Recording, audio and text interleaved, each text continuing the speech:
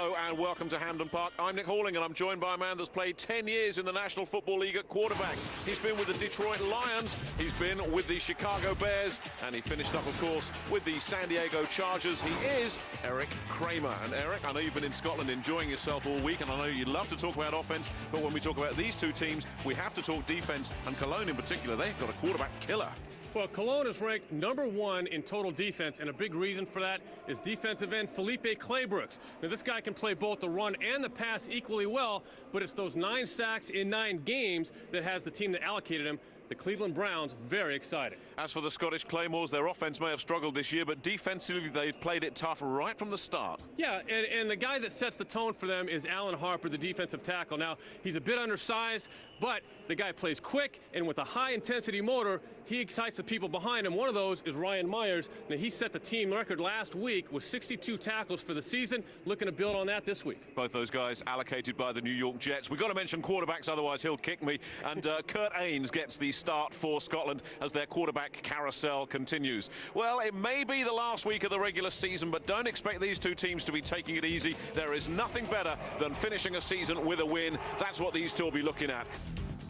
Well, before we get to kick-off, let's step inside the Claymores locker room.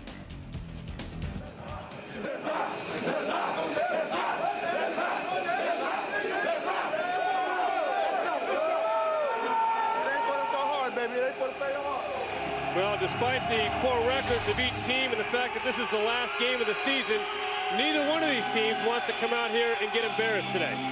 Yeah, two very upbeat teams, Eric, and sometimes, as Jack McNell has told us in the past, sometimes when there's no pressure, that can turn into the good games, and Jack has had a very positive attitude throughout this season, and he's given the guys a couple of days off this week.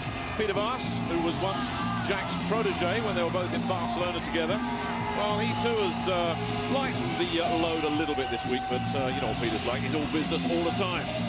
I can tell you as a player that you never know what you're going to get in a game like this. You got two teams just rise up and somehow put it together. So the Claymores kick it off, and Sean Dillard will handle return duties, and Dillard trips up and is down at the 23-yard line. So it's the Scottish Claymores that will get their hands on the ball first of all, and here comes Ryan Van Dyke from the New York Giants. He has more touchdowns than just about anybody in the league, but he has 14 interceptions as well. That's twice as many as anybody else in the league. You can see he's been very productive this year. He's got the most yards throwing and got the best completion percentage. He just has to be a little bit more careful with the ball.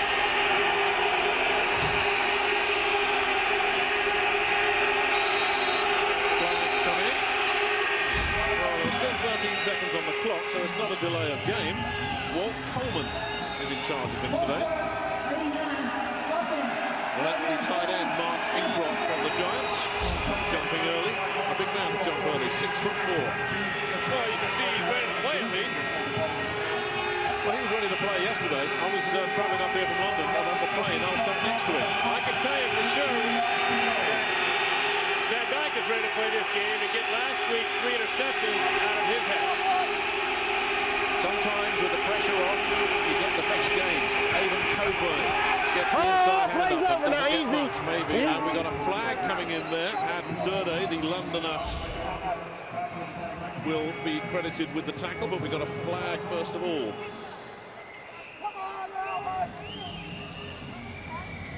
Well, these two teams certainly coming out fired up. Darren Roundtree doing the old "it wasn't me" routine. Personal foul, grasping the face mask on the defense, 15 yards, automatic, first down. That's a big one.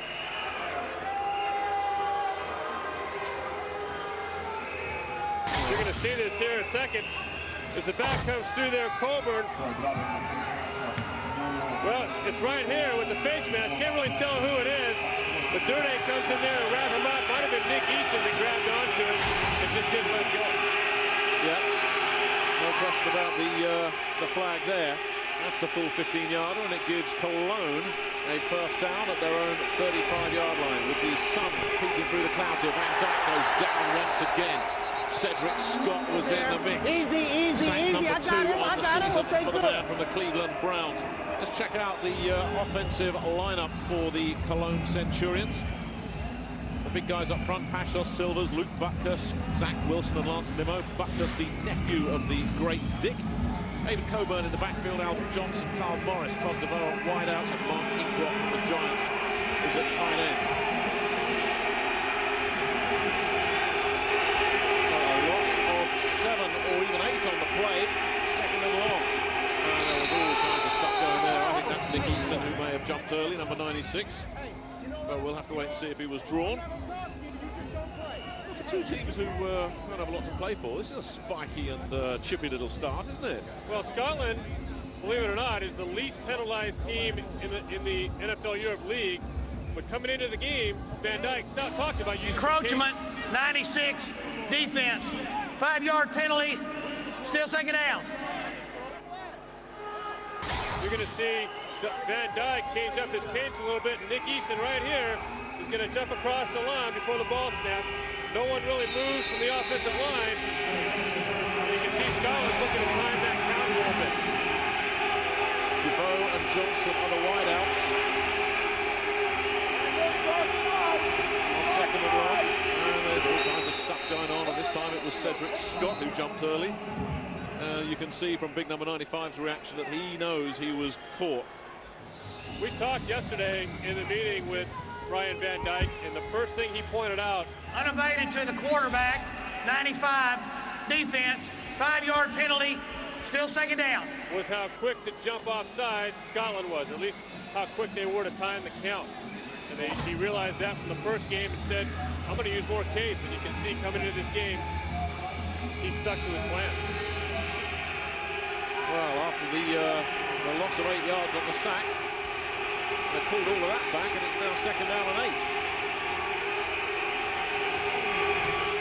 Van Dijk with the handoff. Coburn runs into a whole bunch of problems. Will not get back to the line of scrimmage. Duran Roundtree was there.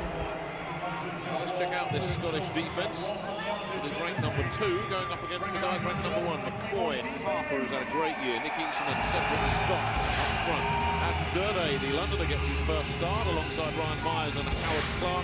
Alfonso Roundtree and Brad Franklin are the corners. Thomas Wright and James Lewis are the safety men. Third down and 9 for Cologne. It's been a real stop-start, uncertain beginning to this one. They came after Van Dijk again, and some miscommunication to say the least, but they were bringing the house there. I think Van Dijk might have just got rid of that just to stay alive. Van Dijk read the blitz, and his receiver DeVoe didn't. You can see Peter Voss over there telling Van Dijk, it's all right, you missed one. But Van Dijk, to his credit, at least got rid of the ball and saw the blitz. And didn't make anything bad happen with it.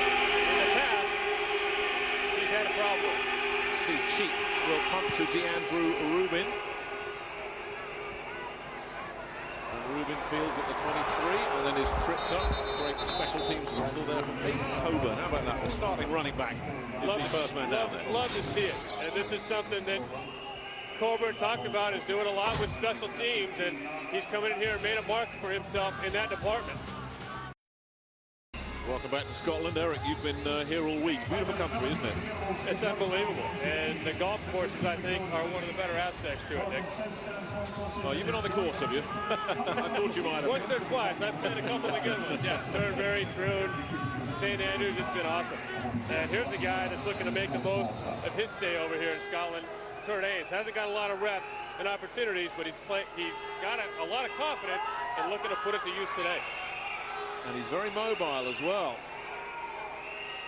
So they'll go on the ground first of all. Oh, a lot going on there. Just a couple of tough inside yards, and no more than that. Ryan Atoe may have been the first guy there, but he's certainly got a lot of help. So Kurt Ains gets the start at quarterback as Aaron Ahmad Galloway gets up slowly. The offensive line has now coped without Marcus Ogden. They've regrouped Hicks, Pierce, McGill, Wyken, Ward, Ian Smart, Ron Bellamy, and Scott McCready, and Herb Haygood, the 4 wide receivers, and Aaron Golladay, the big tight end. Smart plays in the backfield. He'll also flare out wide. They'll do all kinds of stuff with him. Play action. And Ains finds his man, and Golladay puts it down. A terrific hit from Richard Newsom, and Golladay couldn't hang on. Newsom only 185 pounds. Golladay, 285 pounds. Dimitri Evans, Cullen Jenkins, Ryan Atoe and Felipe Claybrooks, the big guys up front. Jenkins is the brother of Chris Jenkins of Carolina. For the Centurions, Marcus Reese, Bobby Brooks and LaMarcus McDonald at linebacker. Brooks has had a great year. Will Hunter and Erwin Sweeney on the corners. Richard Newsom and Steve Smith are the safeties. Third down. Good protection for Ains, and this time he gets Golladay, and Golladay does hang on. He's such a big target at 285 that if he gets it in a bit of open field, and watch out. This is what I've been waiting to see, is the Claymores trying to get the ball here to Golladay. You're going to see him come up the field. All he's going to do is beat man coverage here. He's got, it looks like Marcus Reese. He puts a nice little move on, gets right to the middle of the field, and of course, Kurt Ains delivers the ball on time, and that's why that play was successful. Good for 19 yards as well. So they're into Cologne territory on this opening drive. All sorts of flags, whistles, discussions going on. I'm not seeing two teams going through the motions here in the early going, that's for sure. Not at all. And Prior to the snap, full start, 81, offense, 5-yard That penalty. is Scott Cooper. How ironic that is, playing his last game today. No one has played more games in NFL Europe history than the man from Glasgow, and we call his number on a false start. And, well, he's fired up, that's why. He knows this is the last time he's going to be running out here, and he wants to do something. What a great servant he's been, not only to the Claymores, but for American football in Certainly the UK. has. Great guy. First down, and 15. Ains with the throw, can't quite find the intended receiver. Scott McCready. That's going to be second down and long. This offense is really designed to try to get the ball to Scott McCready. And you see he just misses there in the flat. But it's something you really like to see a little bit more, something down the field. And McCready's got that ability. He's quick, he's elusive, and he can work in the slot down the seams. It'll be interesting to see if they try to utilize that today. That's McCready going in motion. Second down and long, they'll give it to Smart, and Smart is dancing back to the original line of scrimmage and no more than that. Marcus Reese will be credited with the stop, and that'll be third down and 10. This is what the Claymores do when they run the football, is they run the draw play. So you're going to get the lineman, defensive lineman coming out the field, and as they do, that creates a seam in the defense. And you see Ian Smart at 5'8" and a couple 100 pounds shucks one of the bigger, faster linebackers in this league, Bobby Brooks. Very shifty Ian Smart. There's a lot of things he can do. Third down and 10. Ains trying to keep it alive. Well, they hit Golladay last time, but Ains this time isn't going to hit anybody at all. Great pressure coming up front from Dimitri Evans. And that'll be the punting unit coming on for the Scottish Claymores. You see kind of what happens to the Claymores during a drive. Their offense has not been productive, and it's one little thing like an offensive offside that they cannot overcome. Albert Johnson will attempt the return of Nick Murphy's kick. He returned 173 yards for a touchdown last week against Amsterdam.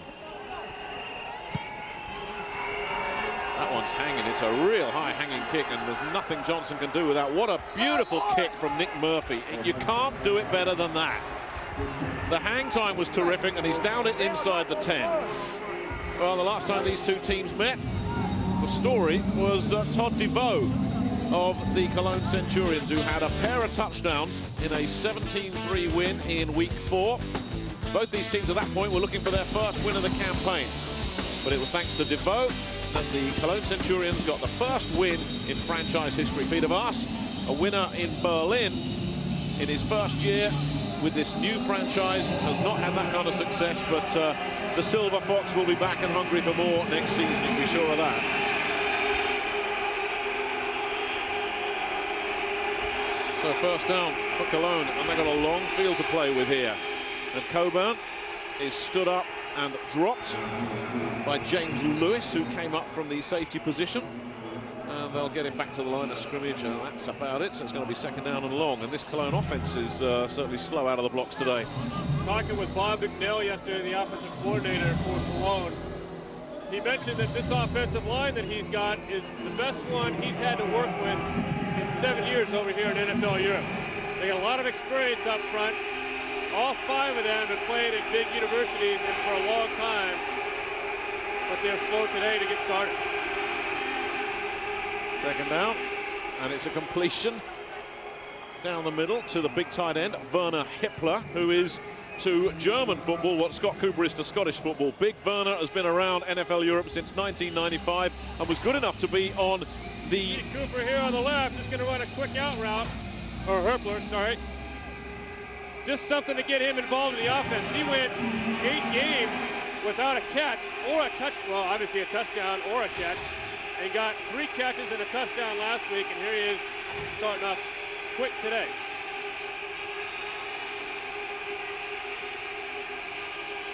Not much doing there. They ran it all away. Stuffed Damian Gregory. And that's another 3 and out for the Cologne Centurions.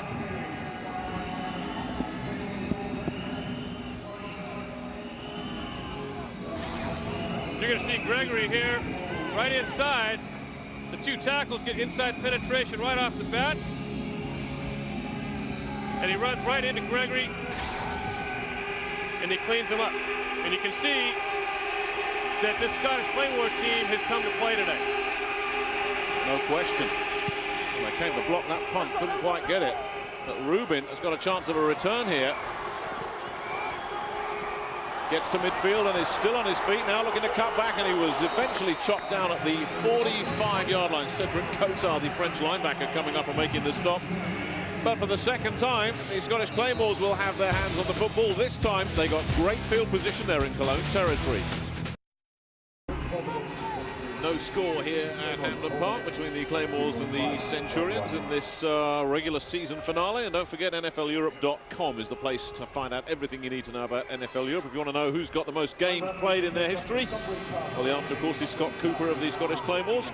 Playing his last one today. But you'll find that on NFLEurope.com. You were too busy on the golf course this week to be dialed into NFLEurope.com. Come on, you can be honest here, Eric. I took about 120 shots to get off at Royal Troon before... what a day. First down. Ains with the pitch back. Maurice Hicks has found himself a nice little seam for 12 yards before he's brought down by Richard Newsom, and they'll move the chains. Well, they get started outside, and you see the offensive linemen are going to pull out here and get outside the defense for Cologne, and then Hicks is going to put his foot down and find the crease, and that's the burst that he started to show here in the last couple of games. Here's Hicks again, looking to show the burst. Nothing doing there. Then head on after a gain of 4. Bobby Brooks, who's had a very busy season for the Cologne Centurions, will be credited with the tackle. Hicks will go back to San Francisco, hoping to get a good look, and there are opportunities for him in the area. Yeah, and he's really come alive. And Garrison Hurst now is in Denver, and there's an opening, and Maurice Hicks is trying to fill it there in San Francisco, and he has really come along these last couple weeks. He's got 3 touchdowns now, and you see there's just not a lot of depth behind Kevin Barlow, and a guy like Maurice Hicks could end up sticking there. Jamal Robertson played in this league for the Rhine Fire 2 years ago. Not much going on there, but a flag comes in from the offensive backfield. Cedric Cotard again will be credited with the tackle, but we'll have to check out that flag first of all. And it goes against the Claymores. Just what Scotland really can't afford to do is continue to penalize themselves. Holding, 64, offense, 10-yard penalty, still second down. Kurt McGill, the center. We talked about earlier how this Scottish Claymore team is the least penalized team in the league, and here you see McGill right here in the center. He's going to get his hand out and just pull the jersey. Once you get those hands extended, whether you're grabbing jersey or not, once you get them extended out to the side, they're going to call a holding penalty, and Claymores cannot afford to give up the field position early in the game. Oh, he's crunched from behind. You know who. You talked about him right at the top. Felipe Claybrooks, and when he's coming through on block, forget it. When the Claymores are most effective, it's when they can run the ball, and when they're in a long yardage situation, they've got to throw it, and you're going to see right here Claybrooks Gets a nice jump off the ball. Chad Ward is late getting out of his stance. And before Ains can come out of the fake, he's got Claybrooks on his back. Claybrooks and Chad Ward were in camp in Cleveland together last year. In fact, Claybrooks has got a couple of years with the Browns and blew out a knee in 2002. But played with them last year. He's gotten a lot better with his hands, he said. And you see here, you see there, he did a great job of getting Chad Ward's hands off of him. The rest of the first quarter carried on in the same vein. Neither team scoring. We'll see you after the break for the second quarter. Welcome back to Hamburg Park. No score here between the Centurions and the Claymores. Nick Halling with Eric Kramer. And Eric, before we went, you were talking about the Cologne free agent situation. Well, when we talked with Peter Voss yesterday, he specifically mentioned McCray and Luke Butkus by name when we asked him about what free agents on this team have really shown and surprised you. And Luke Butkus, he went on to talk about how really he's undersized, but at 6'3", 6'4", 295, that hardly seems undersized, but he's very athletic. And he talked about McCray, who just really hasn't gotten a lot of reps behind Avon Coburn. Talking about he's going to get him a little bit of work today, and he really has some skill. Second down. Cologne are in Scotland territory for the first time today. McCray is getting no yards that time. Read all the way and snuffed out by Ryan Myers. And there's a guy that's had a terrific season. He leads the team in tackles. Last week he set the record at 62, and you're going to see him come right in here, unblocked, and makes the tackle. And that's about the area of the field. When you get around the 50-yard line, if you're an offensive driver, that's an area where defensive coordinators like to bring the blitz just to offset your rhythm. And that's exactly what defensive coordinator Dan Daniel did there for the Claymores. On third and long, they bring in 4 wide receivers. Now, they're not going to get a first down with that play. Admittedly, there was nothing else there as Alfonso Roundtree pushes Albert Johnson out of bounds, but that was always going to be short of first down yardage. There's just not a lot in anyone's playbook these days to convert on 3rd and 12, 3rd and 13. So what you try to do as a coach is limit the possibility for a mistake by your quarterback and a young quarterback. And Ryan Van Dyke has made his share of mistakes. And this is something I think Peter Voss may have done deliberately and consciously, trying to get his quarterback just off to a good start mentally today. Roundtree, who just made that tackle, is now back. And he's going to call for a fair catch as well, so Cheek does his job. So still we wait for the scoreboard operators to be pressed into service here in Glasgow. Last week, of course, it was all Scotland to start off with. Skip Hicks going 26 yards untouched. And they built up a 13-0 lead, but let it all slip away as Berlin, on their way to the World Bowl, came back. Mike Pinkard with the touchdown there. Berlin eventually winning by 8, and that summed up the story of the season, really, for Scotland. Yeah, they really have not, done a lot this year. And you see that rushing the ball, they're down at the bottom and just under 100 yards a game. And really down here, red zone, it's really been poor. They were down there 3 times this last week in the red zone against Berlin and didn't come away with a touchdown. Tom Arth checks into the game for the second quarter, and his first pass is an incomplete. And Tom Arth, in fact, it's Nate Hibble that's come in. We were expecting Tom Arth, but Nate Hibble from the Cleveland Browns comes in, the man who started the season as the #1 guy until Jack Bicknell started his policy of quarterback rotation once the season was over. He's a guy that they were looking for to make an impact a little bit, and it's something he fell quite short of, but still, Bicknell has been true to form and wants to give all of these guys every opportunity to show what they can do. Well, it certainly caught me out there. I must admit, I was expecting Tom Arth. I'm sure we'll see him a little bit later on.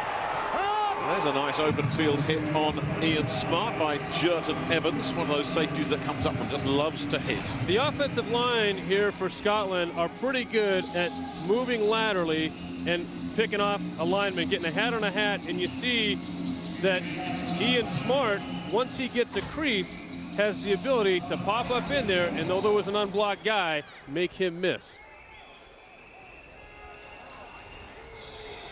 Third down on a couple for the Claymores. Hibble puts it up top, and it's incomplete. And a flag comes in, and that looks like it's going to go against Erwin Sweeney. Yeah, you're going to see Erwin Sweeney here get his hand his left hand grabs Ruben's left hand, or grabs his right hand, and only lets him get one arm up to catch that ball, which was a very nice toss, by the way, by Tom Arth. Or Hibble, there you go. You got me thinking Arth now, but Hibble's the one to put the ball up. And this is what... Pass interference, 83, offense. That penalty is declined. Well. 4th down. That hasn't gone down too well here at Hampden Park. Well, it looked to me like he got their arms tangled up, but nonetheless, Scotland's answer for press coverage, which is what they got there, is to throw the fade route outside and to take a shot. That time, Hibble did it, and he threw it on time. He was accurate enough. They just didn't come down with the catch. Well, Nick Murphy's had a couple of beauties here, down them inside the 20, but this time he's punting from his own 10-yard line, and Johnson might fancy a piece of this. He takes at the 41. And he's still on his feet at the Scotland 41. Well, you thought that that might just bring out the best in Albert Johnson, and his eyes went pretty big as he received that ball. We have a change at quarterback for Cologne as well. In comes Rob Adamson from the Carolina Panthers. Played his college ball at Mount Union, a Division III school. And I mention that because 8 years ago, the Scottish Claymores won their only World Bowl with a quarterback from Mount Union. That was Jim Ballard, of course. But this guy's had to sit and wait his turn a little bit this year. It must be the last week of the season, because this is not something Peter Voss likes to do, is put in his backup quarterback before he has to. But he's going to give Rob Adamson another chance, like he did last week against Amsterdam, which he actually came out and played pretty well. He's also put in Michihiro Ogawa at wide receiver as well, and that's the first time I think he's been on the field all year. That catch was caught by Ben Nelson from the Vikings, but we're seeing Ogawa actually on the field, number 16 for the first time ever, and they've got 5 Japanese players on their roster, the Cologne Centurions, and one of them's a quarterback as well. We may even see him today. Well, Ogawa actually got himself a nice block on that play against Roundtree. I'm sure he'd like to get his hands on the ball, but as you said, it's not out of the realm of possibility that we could see Kentaro Namiki, the Japanese national quarterback, who Voss had said he would like to get in the game. Adamson with the pump fake. Now he goes long for DeVoe, and he's got it, and it's a touchdown for Cologne. DeVoe's 5th of the season, and 3 of them have come against Scotland. What a pass. What a pass by Adamson, and what he did was look off the safety, Khalil Carter, and then right in stride, hits the receiver. Gotta feel good if you're Rob Adamson coming into the game with a quick strike to Todd DeVoe. Well, it's a quarterback's dream, isn't it? And of course, Peter Voss will say, well, I made that change just. I thought we needed something special. And but look at that. The change is very good for Cologne. It's brought him a touchdown. And Ola Kimrin, who's not missed an extra point this season, hasn't missed one there either. So just like that, Cologne break the deadlock. 7-0, courtesy of Scotland's nemesis, Todd DeVoe. They're up by 7. What you're not going to see on this replay is Khalil Carter, but just for purposes of illustration, he's down here. Adamson's going to pump fake him to keep him into the middle and then throw the ball outside here to the wide receiver DeVoe. You see, to do that, though, you've got to have great protection, and that's exactly what Adamson had on that play. And you can see how excited he is here. Didn't know he was going to get this opportunity today, but he stepped in and did exactly what he needed to.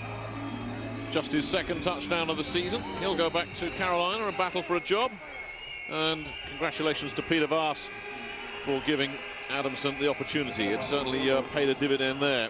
Now, here's Maurice Hicks fielding the kickoff at the 5-yard line. And Hicks has found a little bit of a seam and a good turn of pace there. Hicks outstripping one of the guys on coverage, and then being brought down by Derek Shawrise, the kicker. So Hicks will hear about that. The kicker made the tackle. Not only does he kick 4-point field goals, Nick, but he tackles on kickoff coverage. But you're going to see Maurice Hicks gets a nice lane and then knows what to do with it after that. And here he just outruns Newsom, the safety, before the rest of the posse gets there. Nice job. And there's a saying in football, Nick, the more you can do, the longer you'll be around. And so Maurice Hicks is trying to take advantage of every opportunity, even on kickoff return, to make an impression. 39 yards there on the return. Now Ian Smart's found himself a nice big seam on the right side, and they'll move the chains after that 14-yard gain. Nobody there for Cologne defensively. Not at all. And when you're running the ball effectively, eventually you're going to see safeties come down into the box. But right now, you don't see that. So all you get is Scottish Claymores getting a hat on a hat because there's only 7 guys in the box. And when they do that, they're going to create a seam, and Ian Smart is going to find it. So first down, Scotland looking to bounce back after conceding the first touchdown of this ball game.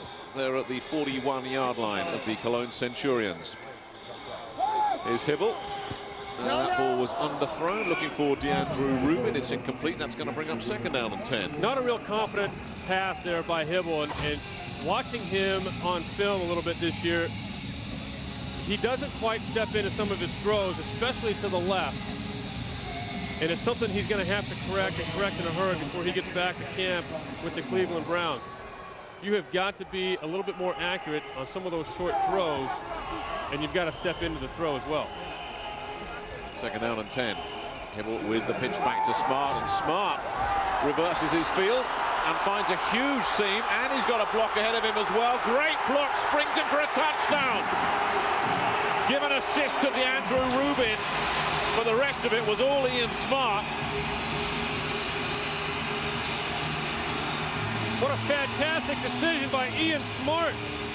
This was set up to be a pass.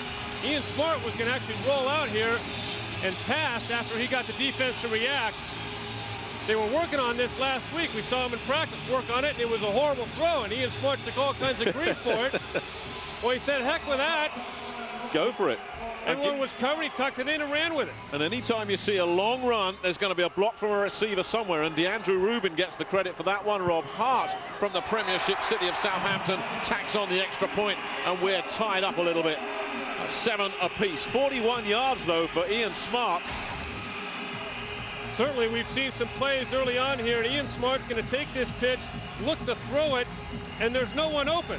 There's just no one open, and as he takes off, all of a sudden a big hole opens up, and you're going to see DeAndre Rubin down here at the bottom of the screen get the block right there. Just enough to spring Ian Smart into the end zone. And you're going to see no one's open. Cooper, they try to get the ball to behind, and Ian Smart makes the wise choice here, especially after that embarrassing throw he made last week in practice. And DeAndre Rubin just pushed Will Hunter out of the way, otherwise Hunter was there for the tackle. So a big run for Ian Smart, his first touchdown of the season, and it's put Scotland back on level terms. Might be the longest run they've had from scrimmage by a non-quarterback. Cologne a couple of weeks ago went off for about 39 yards, and Ian Smart, well, he's only had 74 yards on the ground all season. He's nearly up that already. Captain Claymore's happy. And as long as he's happy, we're all happy. Absolutely, and that guy's happy right there, Ian Smart. 55 yards rushing this game. He's had Europe. There's been flags all over the place.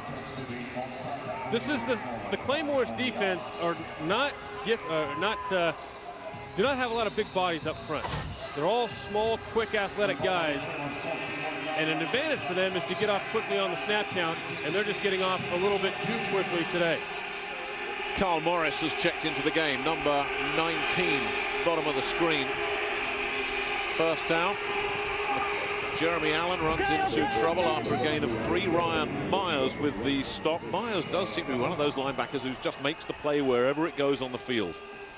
Dan Daniel this week talked about how Ryan Myers is very good at playing the run. Not quite so good at playing the pass, but playing the run. He knows how to feel the flow of the offense and race the ball carrier to the hole. And more times than not, he's got the size and the speed to make the tackle when he gets there. Second down on a couple. Another small college guy, Ryan Myers from Akron. Play action. Adamson goes downtown looking for Albert Johnson, and it's intercepted by Roundtree, but we do have a flag. That one may not stand up. The flag came in before the interception. Roundtree again showing tremendous athletic ability. He does make some great catches, but that flag went in very early. Not sure who this is going to be on. The way he's reacting, it looks like it's going to be on Roundtree. for running the receiver out of bounds. But it looked to me like he just cut the receiver off. Roundtree's a very nifty cornerback, got real quick feet. Well, that confirms it. Illegal contact, 43, defense, 5-yard penalty, and an automatic first down. There is no 43, but there is a 23, and I think that's who Walt Colwell is referring to. Roundtree is a nifty cornerback. He's got real quick feet. That time he just had real quick hands. And he tried to get a little too much of a jam on the receiver and ended up pushing him out of bounds a little bit past the 5-yard area. But if you ask me, looking at it, I was actually watching Roundtree during the play, and it looked like he just did what cornerbacks do. On a fade route, you just try to run in front of the receiver, and the receiver kind of took himself out of bounds. First down, Cologne. After the let-off, that's incomplete. They were looking for Albert Johnson, who'd drawn coverage with Brad Franklin, the other cornerback, and that's going to be second down and 10. That's a guy, Brad Franklin, that you don't really hear called his name called a lot because they don't throw at him. And Big Nell had talked about Brad Franklin being a very good cornerback. He's got the size, he's big and physical, and he can run. And typically a lot of teams will throw away from him, so he doesn't get a lot of action. And that time, when they did come to his side, he broke on the ball very nicely and made the play. Second down and 10. Pressure comes. Adamson manages to get rid of it. Jeremy Allen is upended by Brad Franklin after a gain of 3. But I noticed that a few weeks ago on film that they never threw on Franklin's side. And to me, that usually gives it away. If they're not throwing on a corner, that's because they respect him. That's correct. And we talked in the open last week about Brad Franklin and the game that he needed to have, and he did step up against the Berlin receivers and have a good game. And you saw today that he's also willing not just to cover, but to run up and make a tackle. He did not hesitate at all in coming up to make that tackle. He was active with Jacksonville last year, then was released, having been drafted originally in 2002 by the Panthers. Adamson under pressure, just has to get rid of it. And Franklin, though, with a third opportunity now in Seattle. This is another guy, Nick Eason here, who is capable of getting pressure on the quarterback as well. You're going to see Nick working against the center, and he beats him right off the ball. It's Luke Butkus he beats, and he gets right in the face of Adamson, who really doesn't have anywhere to step up to throw the ball. Nick Eason is an athletic, big athletic tackle. They've spotted this ball. You wanted to see a 50-yard field goal. Well, they've spotted this. It's a long 9-yard snap, so they can get the 50. And can Shore Eyes at it? You got the distance. That's good. It depends on where they've spotted that. Is it 3 or is it 4? From where they spotted that, that should be 4. Is there a signal that the refs have here, like a 3-point signal in basketball? Good and worth 4 points. There it is. There's confirmation. And that's smart thinking from Peter Voss, because they needed the long snap to get the extra yard, which is worth an extra point. And Shore Eyes, you said you wanted to see a 50-yard field goal just for you, Eric. Peter Voss and Derek Shore Eyes have obliged. Thank you, Peter. We saw him down here before the game started, and he's got plenty of leg. He's been around the block as well. He was in camp with the Bengals back in 1999. He was with the Jets a couple of years after that. Jacksonville, he's played arena football. 31 years old, which really makes him a veteran in NFL Europe. It's a youngsters league, but Shore Eyes has proved that if you got the leg, you're going to get a job. Say Shore Eyes again. Say Shore Eyes again. Shore Eyes. No, just a little tired thing. Here's a guy that's got a leg. Remember Ola Kimrin kicked a 65-yard field goal in pre-season for Denver. If that had been a regular season game, that would have been the all-time NFL record. Voss said he actually kicked 164 in Frankfurt before a game, which was not taking advantage of the altitude that Denver enjoys. Oh, there's no altitude in Frankfurt. Not much altitude there for Maurice Hicks, although he did return one from his own end zone to the 32-yard line. Well, this game's starting to open up now, as we hoped it would. Sometimes you get these end-of-season games that, because it's meaningless, that they get bogged down. But other times, teams open it up, and we're starting to see this one open up a little bit now. You just never know, Nick, because when the game starts, no matter what the score, no matter what the record is, football players got to rise up and play the game, and the game kind of takes a life of its own. And you see we've had a couple plays made here, and now these two teams are looking to make more plays, and Nate Hibble is a guy that's really looking to make some plays. Hibble with a lot of time, and that was swatted away by big Cullen Jenkins, the little brother of Chris Jenkins of the Carolina Panthers. It's got to be frustrating for Nate Hibble. And you see Cullen Jenkins there, who, by the way, is pretty good at doing this, rushing the passer, and then when he can't get there, putting his hands up. You see him get stymied a little bit at the line of scrimmage, and then sensing that he can't get there, he just puts his hands up and reads the quarterback's eyes. And that time he did a good job of just getting a big paw in front of Nate Hibble's pass. So 2nd down and 10. Now there's the pitch back to Maurice Hicks, and Hicks dances around for absolutely no gain, and that's going to be 3rd down and 10. Eric Powell will get credited with the tackle, but he had a lot of help as well.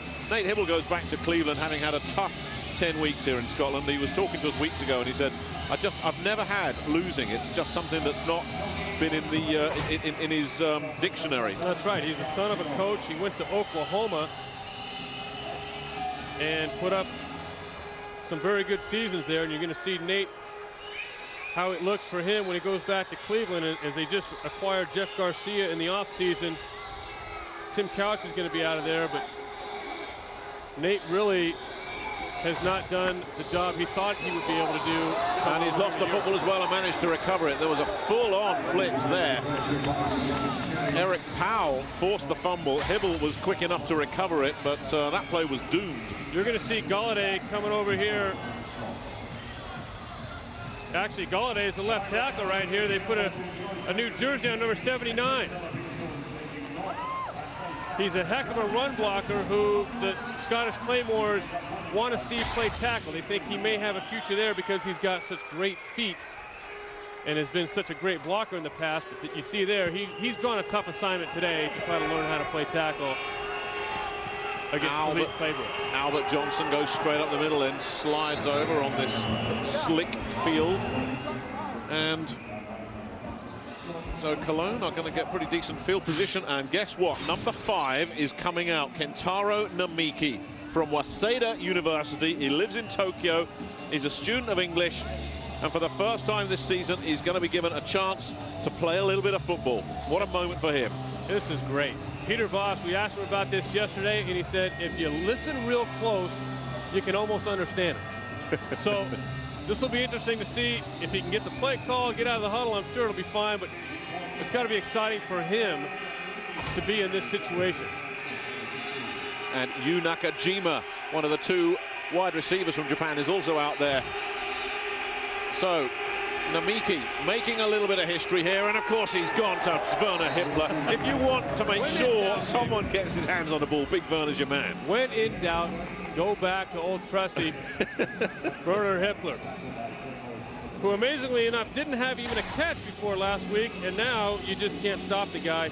And Kentaro Namiki does a nice job of just taking what the defense gives him. And Peter Voss said, it may be a 2-yard gain, but he's happy about it. Hey, Japan just found Germany in Scotland. This time it's the handoff. And nothing doing there. Scotland decided they were going to put a full-on blitz just to see how Namiki coped under pressure. Pick a number, and that was the guy that made the tackle. Well, now that Scotland and Dan Daniel, the defensive coordinator, have figured out that Namiki's in the game, they bring the blitz. And Jens Peterson, there's the first one to get into the backfield. Now they're going to want to see, can he handle all the aspects of playing quarterback? And one of those is identifying the blitz. Timeout. Scotland take a timeout. You mentioned Jens Pedersen was the first man there. He's from Sweden, of course, the linebacker. So we are seeing a bit of the world of American football this afternoon. Some international flavor here, Nick.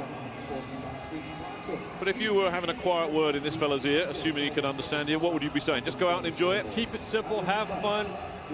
I'm sure they gave Kentaro Namiki a heads up that he would be playing today. And so, as a coach, getting somebody that has not had a lot of experience as your quarterback, you want to give him a playlist, a short playlist going into this game, something he can focus on, of having a few simple reads so that he can be successful. And you see here, they've got 5 Cologne has 5 Japan national players on this team. And it was interesting, Nick, talking to you, saying how when you came to the airport with this team, and here they are, they all kind of huddled together. That's right. In the airport. They all hung out. Yeah. But the offensive line all hung out as well. We're talking about the airport departure lounge, and the defensive backs were all there making the most noise, you know. The thing that surprised me, they were spread all over the plane. And who was in the very first row? Not Peter Vass, the defensive coordinator, David Duggan. Now, how did he swing that? Namiki with a bit of time, and is that a completion as well? As he pulled one off, it's only just about made it, if it got there at all, and a great diving effort from Reggie Newhouse. Well, we said earlier that 3rd and 12, there wasn't a lot of plays in the playbook for 3rd and 12, but they found one for Namiki. That is a 2-minute warning. And he converted on it. We're at the 2-minute warning, and this fella's just completed a 3rd down. Cologne on the march. You know, Eric, my car's a mess back home. You think I could hire some help as well to get it cleaned up a little bit? Mine's brand new. I think yours needs a clean. A few mud puddles. No. Well, we're at the 2-minute warning here in a carnival atmosphere in Glasgow. It's the Scottish Claymores entertaining the Cologne Centurions. We're having a lot of fun here. 11-7 to Cologne. The sun's out. We've got a Japanese quarterback for Cologne. We've got a 50-yard field goal for 4 points. And we're enjoying ourselves. Now, what's Namiki got here? That's a nice pass. Again, it's complete. 3 for 3 as Ben Nelson from the Minnesota Vikings hangs on. And as a quarterback, you can't do any more than complete your first 3 passes. Well, you heard about what happened to Wally Pipp when he sat down for a day with the New York Yankees. Lou Gehrig came in and never came out again. We could be seeing the same thing here from Namiki. Just a joke, Nick. So anyway, you get him to throw the ball over to Ben Nelson. And Ben Nelson takes a pretty good shot there from Roundtree without going down. Good job by Namiki. 3 for 3. 3 for 3. Can't do any more than that. Shows he can execute the rollout. Now the pressure comes, and there's the first sack of his pro career. Ivory McCoy gets him, and Scotland say enough's enough. No problem. He gets up. Ivory McCoy gets there to make the sack. Lance Nemo's having a little tough day today. This is the 2nd sack he's given up. And you see McCoy get right up underneath him and then right around Namiki's neck. And to his credit, look at him. He's ready for the next play. Hung on to the football as well, which is the golden rule in that situation. Absolutely. Ivory McCoy will be happy enough with that one. He's another free agent who's going to be looking for a job in 32 different locations a week from now. A minute, please. 1 minute. Well, I wonder when they told him. I wonder if he found out this afternoon or whether he's known for a while. But he's enjoying himself. And Ivory McCoy, as we say, a free agent. They have a few of those as well, and 1 or 2 of those might get a look. Sure, I really like this guy right here, Gerald Dixon. He's nicknamed Smoke, and I asked him about that. He told me, ask your parents, or ask my parents. They'll tell you why. Well, Gerald, I don't have their number, and they're not coming to Europe today, so I don't know why they call him Smoke, but he has impressed me with how scrappy of a player he is. There's another completion. It's gone to Avon Coburn, and Coburn picks up a 1st down. And that'll pad. We've got flags all over the place. They may be tacking on some yards there because there was definitely the look of a face mask on the end of that one. But again, Namiki doing the simple thing and executing.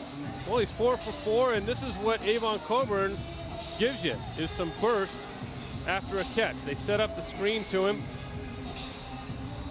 and Coburn. Personal foul, grasping the face mask, 23, defense.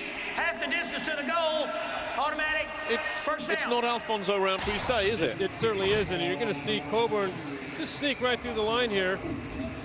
Let everybody go by, and you see he gets a block right there. And then he does the rest, and then that must not have felt good around the neck and the face mask from Roundtree. But Coburn really has a nice burst, and the Detroit Lions have to like what they've seen out of him so far this year.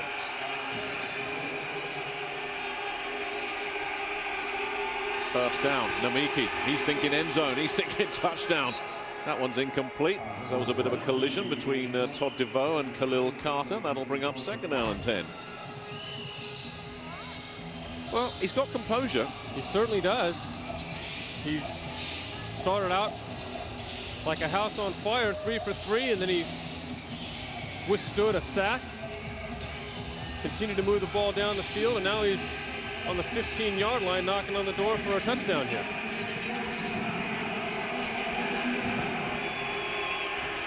Second down, handoff to Coburn.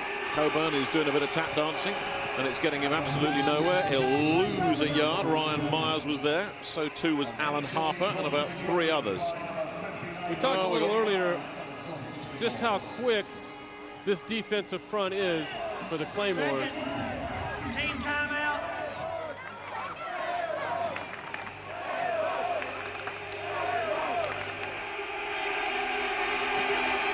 And here's Namiki. He's got a completion once again. There'll be no yards to Albert Johnson, who got corralled by Alfonso Roundtree, who read it all the way, but it does pad the old stats. They're not exactly quick to send the field goal team up on the field, although this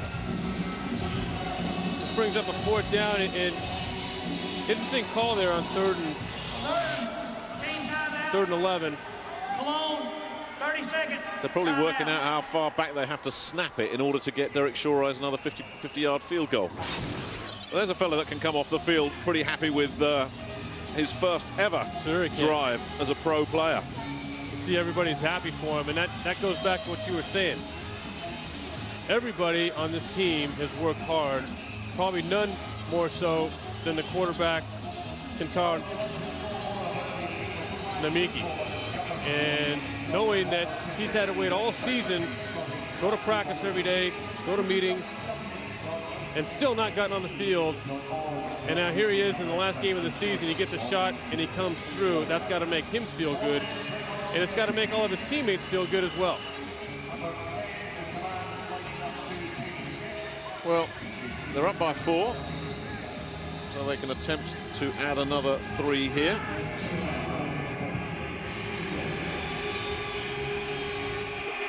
It's 34 yards for Shawrise. Should be a chip shot for him.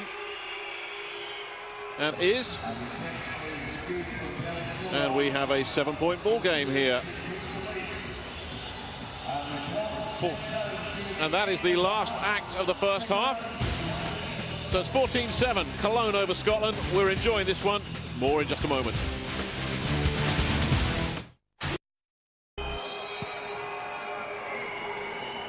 Well, let's see what kind of stress Herb Haygood can create here for the Cologne Centurions, because this man's dangerous. And Haygood looks to turn the corner and he's brought down. I think the word is out on Herb Haygood. I mean, he really lit it up. Bobby Brooks watched him all the way and brought him down.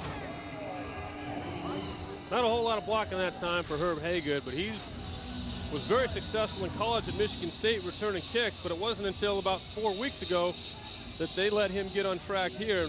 And when they gave him the opportunity, he has really made the most of it. Got the one long touchdown a couple of weeks ago, and then last week, had a couple of really nice kick returns, getting him out to the 50-yard line to start a couple of drives. Well, that's how you get your own fan club. By the way, the revolving door at quarterback continues. We now have Tom Arth in the game. We expected him in the second quarter. We've got him in the third instead. So here's the man from the Colts showing what he can do. Bellamy is the motion man. They'll go on the ground with Ian Smart, but Tom Arth's been getting quite a lot of playing time in the last 3 weeks of the season, and the truth is none of these 3 quarterbacks for Scotland has come in and grabbed that job and said, this is mine. They really haven't, but at the same time, when I look at this offense on film, they really are vanilla scheme-wise. They do not want the quarterback to be in a position where he has a chance to make very many mistakes, and as a result of that, they don't make many plays either. Second down and 7. Play action. Arth steps up, looks for a receiver, and finally finds his outlet man, Maurice Hicks. But yeah, you know, when Nate Hibble had this offense and they were struggling, the fans were all saying, well, let's see Kurt Ains. Then Ains came in, and then people started saying, well, let's see Tom Arth. And the bottom line is nobody has really done the job. No, and Tom Arth got his shot last week to start the game, and he actually looked pretty poised, and he looked poised on this last play, but you know, over here, I'm not going to call him my guy yet, but Kurt Ains really has shown that he can direct this team when given a chance. He just hasn't been given the chance. Maurice Hicks tiptoeing around a little bit. Good extra push from Hicks will give him 7 yards. Felipe Claymores on the third quarter really has been the nemesis for the Scottish Claymores offensively. They've been outscored, I think, 50-10. And hopefully they've come out, well, here they got a little drive going, but hopefully they've come out in this third quarter to try to change that around. And this is the area of the field that is critical to them, because they have shown they can drive the ball and get it going. They just have to limit their penalties when they get to this area of the field. Scott Cooper has checked into the ball game. There'll be a huge cheer if he can pull one in. He's bottom of the screen. McCready is in the slot. Second down. Arth puts it in the direction of Cooper. Now that's overthrown. Erwin Sweeney had pretty good coverage on Cooper, but Cooper wasn't going to get that even if it was thrown in bounds. Not a great matchup. Dr. Scott Cooper going against Erwin Sweeney there on a takeoff. You're going to get a lot of press coverage today from Cologne coming in. That was their game plan. And talking to the coordinator, David Duggan, yesterday, he said that he really liked the matchups. He liked the matchups up front with his defensive line against the offensive line for Scotland, and he liked the matchups outside with his DBs as well. Arth with the pitch back. And here's Smart trying to turn the corner, and Marcus Rees read that all the way and said,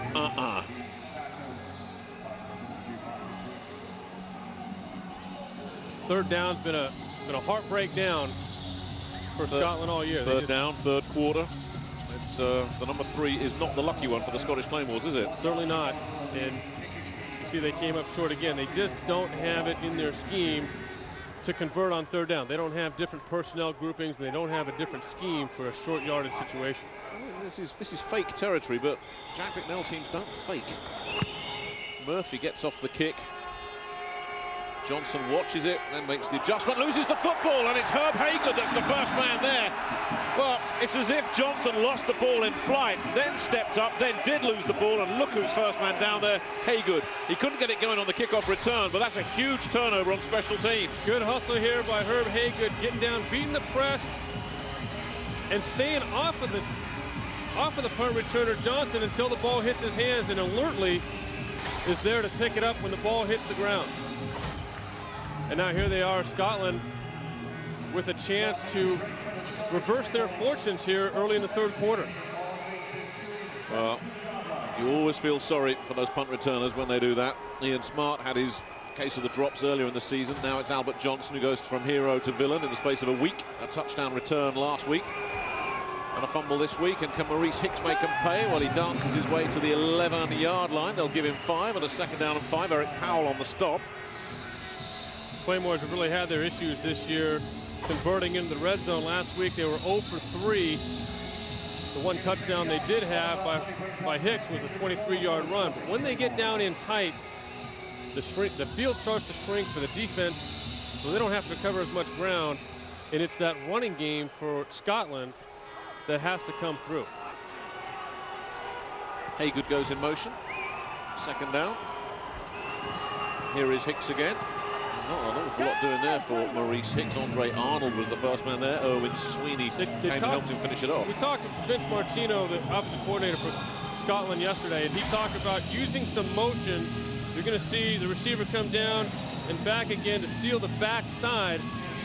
But you see here, the running game is a zone running game, meaning that the offensive linemen step to the side. They don't come off hard at the point of attack to try to blow the defensive line off the line of scrimmage. It's kind of a counter-punch running game. And down here, you really need to come off hard. Arthur will throw on third down. And he's got Scott McCready who makes his first catch of the ball game. And it's good for a first down. Steve Smith on the tackle. Catch number 59 on the season for the Englishman. McCready does such a nice job of working the defender. You see him right here in the slot. He's going to come down, make a little move, and step to the inside, and he gets the defensive back running with him, comes back underneath, and that's just being a crafty veteran. He's quick, and he's powerful enough that when the defensive back gets strong, or gets close to him, he's strong enough to just push him by. First and goal at the 3. They had a first and goal at the 5 last week, and had to settle for a field goal. Arth with the rollout. Touchdown, Scotland. Marcus Helfman.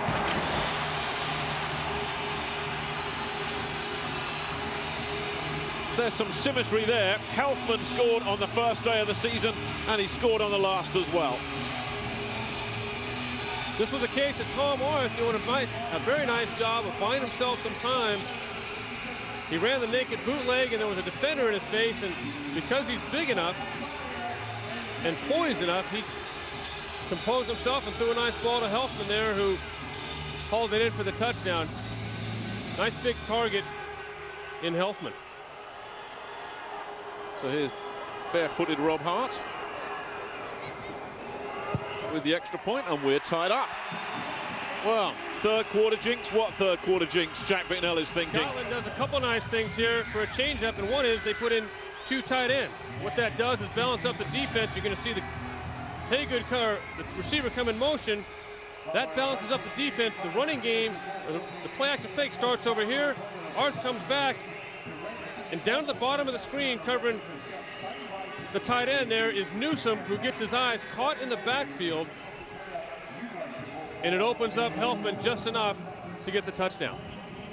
Well, that's what you do when you get a turnover handed to you. Turn it into something. Marco Martos is one of the return men. Nobody has more kickoff return yardage in NFL Europe history than the Mexican. Also back there with him is Albert Johnson, who would love a chance to atone for that error on the punt return. We're talking to Aaron Coburn yesterday, and he said after this season he's going to go down to Cancun and maybe visit Marco a little bit. Well, Marco's got a place down there, yeah. Not a bad place to head. And this ball is heading for Albert Johnson at the 5, and he's coughed it up again. Oh, a bit jittery there from Johnson, got away with it. But there's a guy thinking about last time. Yeah, it's one thing you've got to do as a player is block out what just happened to you. And you can see there that Albert Johnson really wanted to make up for what just happened. And he got going a little ahead of himself and dropped the ball. Fortunately, he got the ball back up into his hands, but Haygood is one of the first guys down here to make the tackle. Yeah, the guy that really makes things happen on special teams, Herb Haygood. And look who's back at quarterback for the Centurions, Ryan Van Dyke. So we've had our little Japanese interlude. We've had our little Rob Adamson moment. It's back to Van Dyke. And on the ground they go to Coburn, who gets nothing. He'll probably lose a yard. Gerald Dixon shot up from the safety position to help Cedric Scott on the stop. Again, you're going to see some penetration come up from the inside out of Scotland, and there's just really no place to run the football. And you can see there, not today. And Scotland has really shut down this running game for Cologne. Coming into this game, Yvonne Coburn was rushing about 4.5 yards a carry. He hasn't got anything near that today. It is the #1 and #2 defenses in NFL Europe at work today, and it's defenses that are winning at the moment. Mark Inkrot was down after a gain of 4. Ryan Myers with the touch. One thing I was talking to Ryan Van Dyke about yesterday was overcoming some of the mistakes, some of the hurdles that have plagued him a little bit this year. You know, you watch Ryan, and 80–90% of the time he drops back, he makes clear decisions, and he gets the ball out accurately. It's those times that the defense looks a little cloudy that he has trouble, and we're talking just check the ball down. Keep it simple. Third down. Van Dyke trying to keep it alive, and is that going to be called complete? Marco Martos has come up with it. That's a nice catch from Marcos in front of Jermaine Chapman, but they're ruling it incomplete. And the veteran Mexican has tried to fool him with that one. We also have a flag down as well. Here. Oh, a bit of everything. In the backfield, one of the offensive linemen got caught for the hold. Well, if it's been ruled incomplete, they'll turn that one down. Holding, 68, offense. A penalty is declined. 4th down. Elliot Silver's the guilty man, but as it was incomplete anyway. Yeah, you see Scotland starting to rise up. This third quarter, they've got a quick score. And now they forced a punt, and they're going to get good field position. It's one of those things, Eric, you and I talked about it, and you know, we said both teams will want to finish on a high, and you sometimes think to yourself, are you kidding yourself? But it's true, isn't it? You don't want to end a season flat. Yeah, you don't play the game in your head before it starts. You let it happen, and the game takes over itself. And Cedric Scott's got a piece of that punt.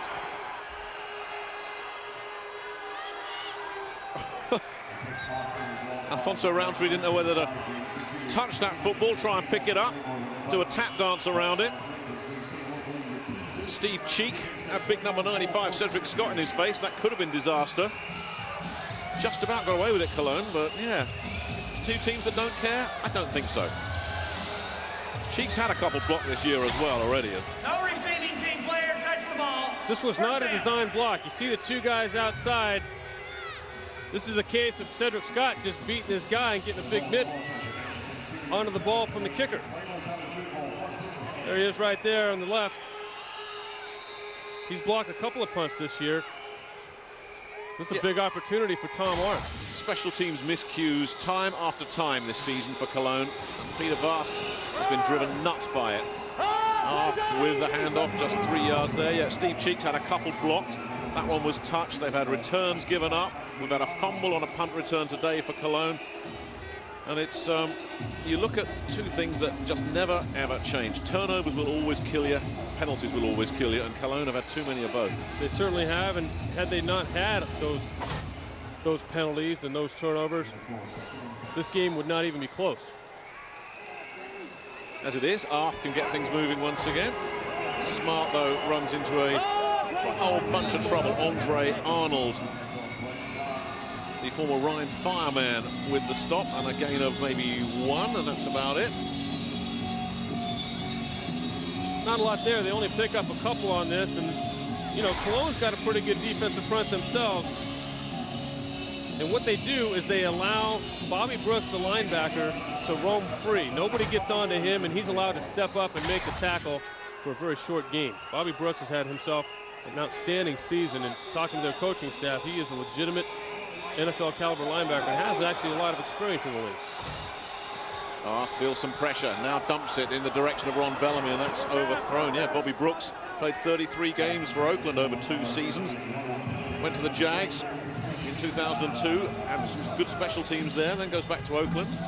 And as you say, the season he's had here, I mean, he's an absolute certainty for the Team of the Season award at the end of the season. And Oakland will be pleased with what they're getting from that guy. Certainly, and you get a look at Sweeney there, having good coverage on the play. And I just don't get the impression that the Scottish Claymores have an answer for how to beat this man coverage from Cologne. Murphy will get it away, and he's put a bit too much on that one. Oh, look at the bounce it's taken. God, just when you thought he overcooked it. I mean, you can't actually punt it any better than that. You certainly can. That was a knockdown 8-iron right there that he stuck on the 1-yard line. Perfection from Nick Murphy. Knowing he's got to make a name for himself on special teams, Ron Bellamy comes down here on this punt team, works against the defender, gets held, and never quits. And he's the guy that gets to the ball to down it at the 1-yard line. Great job there. Bellamy knows that it's not all about receiving. When he goes back to the Miami Dolphins, it's going to be about coverage teams. And you see the depth chart, he has to work his way up. And Carl Morris over there at Cologne is going to be there. Bellamy himself. And so, you know, he's got quite a hill to climb. But it's plays like that, they're going to keep him getting noticed. Well, the punt from Murphy is also getting noticed. Absolutely superb. Down to the 3 by Bellamy. So 97 yards for Ryan Van Dyke. 6:42 left, third quarter. A 14-14 ball game here, and that one is batted down. Looked like Durand Roundtree got both hands on that, and it's incomplete. There's a guy nobody really talks about, Durand Roundtree, but he's very quietly had a very solid campaign. Well, here he goes. He's right here coming up on the outside, and in a quick 3-step drop by Van Dyke. Roundtree knows he's not going to get there, so he just follows the eyes of Van Dyke and gets in the way of it. No relation to Alfonso Roundtree. I'm disappointed to tell you that neither of them are related to Richard Roundtree. Remember old Shaft? Absolutely. Oh, yeah. Nobody could be that cool.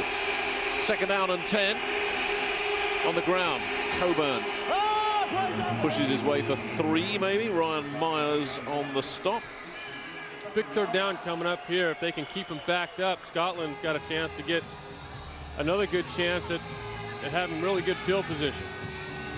Well, that little inside run at least means that they can pump from the back of the end zone safely, even if they get nothing now on third down. So I guess they can go for it and try and move the chains.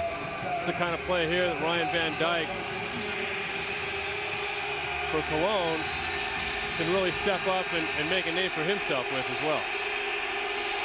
Third down and 7. They're coming again.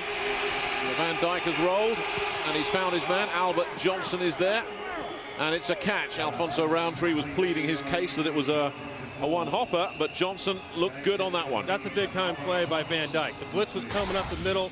He felt it and bought himself some time around the corner, and then down at the bottom, you're going to see Albert Johnson runs a nice stop route, and Van Dyke places the ball right where he needs to. Low and away from the defender, and they pick up the first down.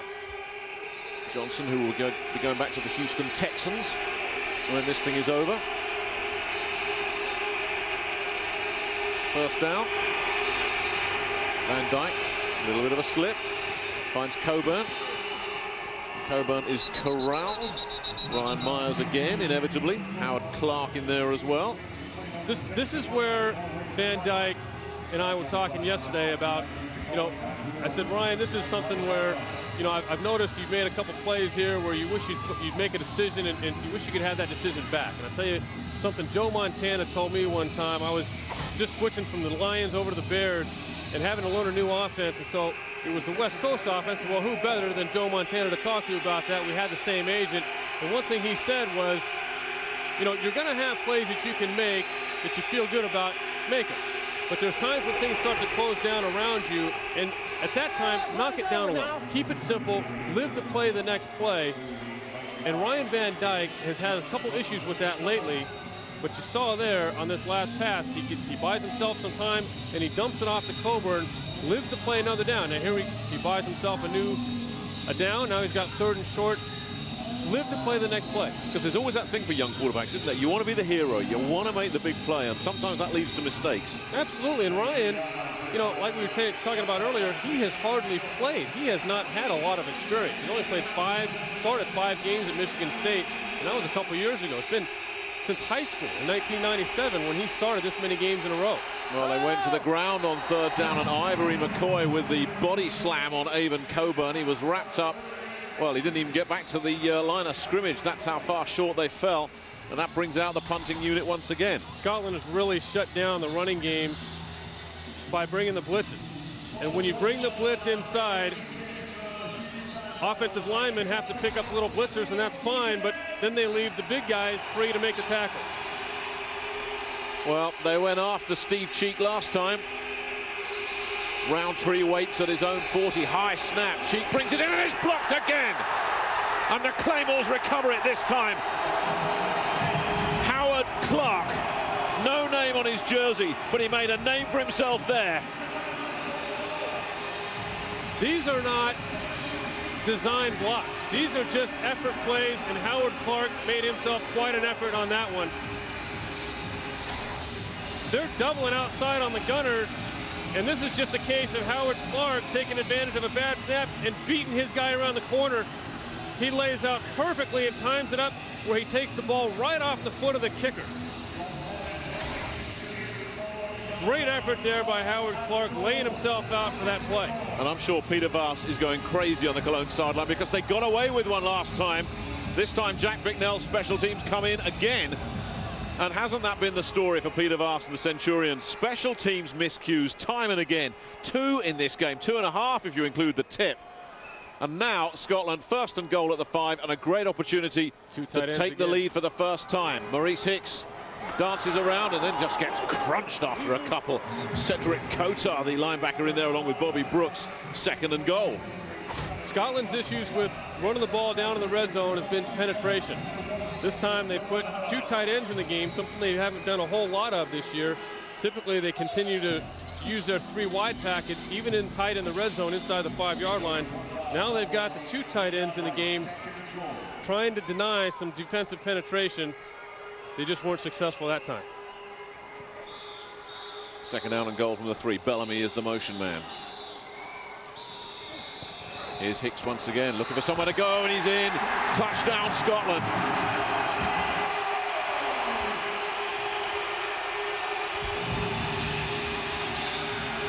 2 turnovers on special teams lead to 2 Scotland touchdowns.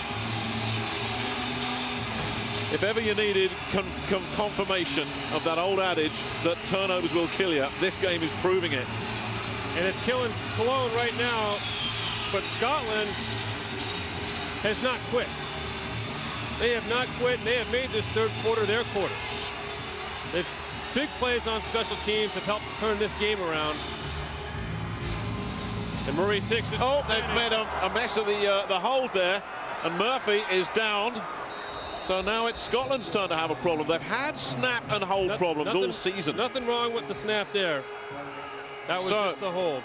That takes a bit of the gloss off it for Jack Bicknell, but for the first time, the Claymores are in front. As an ex-part-time holder on field goals, I can tell you there was nothing wrong with this snap. This is merely a problem with the catch.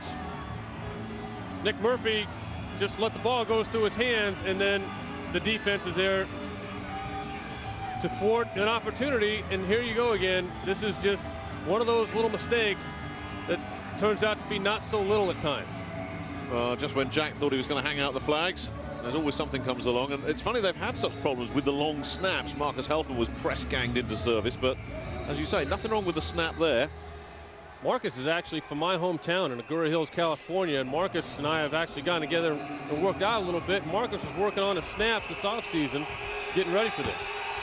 Very shallow kick from Mark Jensen. Sean Dillard fields it and takes it all the way to the 45 as a flag comes sailing in. Very, very weak kickoff. And assuming this flag doesn't hurt him, Cologne will have good field position.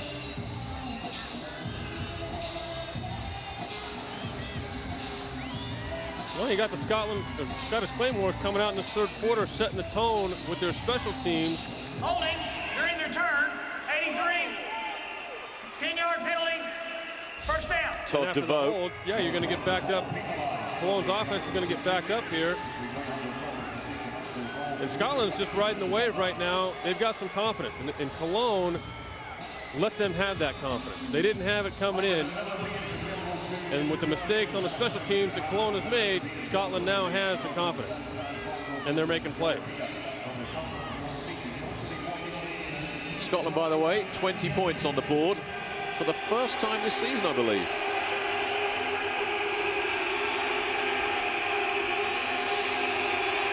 Cologne first down from their own 21. Ryan with the 3-step drop. And Van Dijk has found a receiver on the far side. It's Reggie Newhouse over there. His dad, Robert Newhouse. What a great player for the Cowboys he was. I remember watching him when I was a kid. Huge tree trunks for legs, man. He still works for the Cowboys as well, doesn't he? Still works for the Cowboys, sure. Reggie didn't get those legs, but he got a little more height. And he's not allocated from the Cowboys, he's allocated from the Cardinals.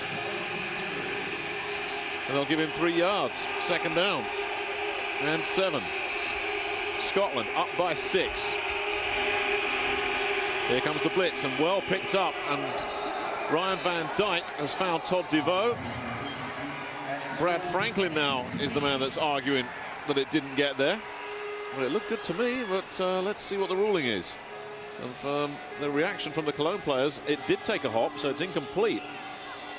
He skipped this one. Ryan Van Dijk kind of short on this a little bit. That's what Peter Bosz said a little bit about Ryan, is he will have a tendency at times to short arm it and not step in. You're going to see here how he just pulls the trigger, or pulls the string on this a little bit. Oh, doesn't quite step into the throw. And even at 6'5", 235, didn't have the arm strength to get it there. If it's just all arm, you got to throw it with your body. Well, they take a timeout because of the play clock, but I wonder how Van Dijk has coped being over here in Europe. I mean, when he comes to Cologne 3 months ago, he's thinking about a job with the Giants down the road, and then they go and pick up Eli Manning, and then they bring in Kurt Warner. And if you're Ryan Van Dijk sitting in Cologne, and you've been in your own quarterback controversies over the years, Eric, I mean, it must get to you. Yeah, so, you know, Ryan, I think, came over here and played very well for himself, and really was hot early on, one of the hottest quarterbacks. Had a great day against Berlin, throwing 4 touchdowns, and just hasn't been able to sustain it over the course of the entire season. He started to make some questionable decisions lately, but early on, he was on fire. And even now, he's still throwing for 63% completion coming into today. More yards than anybody else through the air. But it's just been a few questionable decisions that have derailed him. In last game, he threw 3 interceptions. So today, you know, he's found himself in a hole, down 20-14, with the game in his hands, and he's got another opportunity to come through. This could be a big confidence builder if he does it. Well, there's a very big play coming up. Movement at the line of scrimmage. Flags coming again, and I think they've caught him again. Ryan Van Dijk and that cadence has had Scotland's defensive front bamboozled all game long. And I think they're going to chip 5 of those yards back by penalty. Yeah, he knew he had a free play, and he's a little upset at the receivers for not being ready. Offside, he wanted to hit one of them in the seam. Defense, 5-yard penalty. Repeat, third down. This time it's Ryan Myers. And the receiver just didn't have his head turned around in time. Is that the 4th or 5th offside we've had from Scotland defensively? I mean, it's been an epidemic, hasn't it, today? Well, as long as they are going to do it, Ryan Van Dijk's been smart to take advantage. It's a free 5 yards, and instead of 3rd and 8, he's got a 3rd and 2. And this time Van Dijk will take off with nothing there. He needed 2. He's got 4. First down, Cologne. Roundtree and Myers on the stop. This is managing the game. We talked yesterday to Ryan and said, you know, just manage these situations for yourself. 3rd and 2. He doesn't force the ball. He sees a little crease, and he takes off running with it. And those are the type of things that Ryan Van Dijk does that impress you and say, this guy can play. He's big. He's physical. He's a good athlete. To be as big as he is, he's pretty nimble. And he's got a great arm. He's got a compact delivery. He sees things well. He reads the defense. Just got to limit the mistakes. And here he is on the march. This will be the last play of the 3rd quarter. And he's dumped it off. And he's got a wide open receiver. And they'll pick up another 7 yards or so. So that'll be a 2nd down and 3 to come. After Antoine McCray picks up another 7. We'll be back for the 4th quarter and the final quarter in a moment. 1 quarter of play left here in Scotland, and hopefully not forever. There is a nasty rumour going around that the Claymores are going to be closed down at the end of this season, and I don't know if that's true or not, but it would be such a shame, because the amount of grassroots work the Claymores have put into American football in Scotland over the last 10 years, with young people, with the local business community, to just tear that up in the hope that you might get a couple of thousand fans extra somewhere else would be an act of madness. So let's hope that rumour is wrong and that the Claymores are around next season. Anyway, they're up by 6 here with 1 quarter left of what's been a very entertaining and very competitive game, considering nothing but pride has been on the line. Here's Ryan Van Dijk looking to keep things going, and he's run into trouble and somehow squirted out of it. How on earth did he get out of there? What a fantastic play by Ryan Van Dijk. They ran a bunch of guys down the field. All 4 wide receivers tried to get deep, and nobody came open. At the same time that was happening, he had all kinds of pressure. They brought the blitz. You're going to see Dixon come here from the outside. They bring the linebacker up inside, and Van Dijk, because he's so strong and so competitive, manages to squirm his way out of there and pick up the 1st down. Just into Scottish territory. First down, Cologne. Is that missed extra point going to come back and haunt the Claymores? Flags are in. That may be a delay of game. Did Van Dijk get caught with the play clock? And there you go. That's what the Cologne Centurions need to avoid. Offense, 5-yard penalty, still 1st down. Well, those big play clocks are right at the end zones. The quarterbacks can see them clearly. Hard to miss. No, they're right on the other side of the goalpost, and that's Ryan Van Dijk has to be aware of that. And that's the 35-second clock. That's the thing. You know, it comes quick. Especially after 10 weeks of the season. The first couple of weeks, maybe you can let them off, but they should know that by now. And it's down to 10 already. Van Dijk under pressure from Cedric Scott on the backside, and Scott's got him. And that will go down as a sack. Sack number 2 on the day for Scott, who is saving his best for last, no question. They have not quit bringing the pressure up front for Scotland. They're quick and off the ball in a hurry. You're going to see Cedric Scott come up over here on your left side of your screen. And once again, actually, I guess he comes from the other side, but does a very good job of chasing the quarterback down. You're going to see the coverage here. There's just nowhere to go with the football. Second and long here for Van Dyke. He's got to get it back just piece by piece. On second down, he's got some time and he's going down the middle and just overthrows one of his two receivers that were down there. He could have had Reggie Newhouse or Ben Nelson and overthrew them both, and that's going to be third down and long. Yeah, the receiver, Ben Nelson here, just gets down the seam. He's right in here. He's going to run right up the middle. Van Dyke does a nice job of looking the safety off, but he just overshoots the receiver just by a hair, and that's, you know, that's a tough throw to make.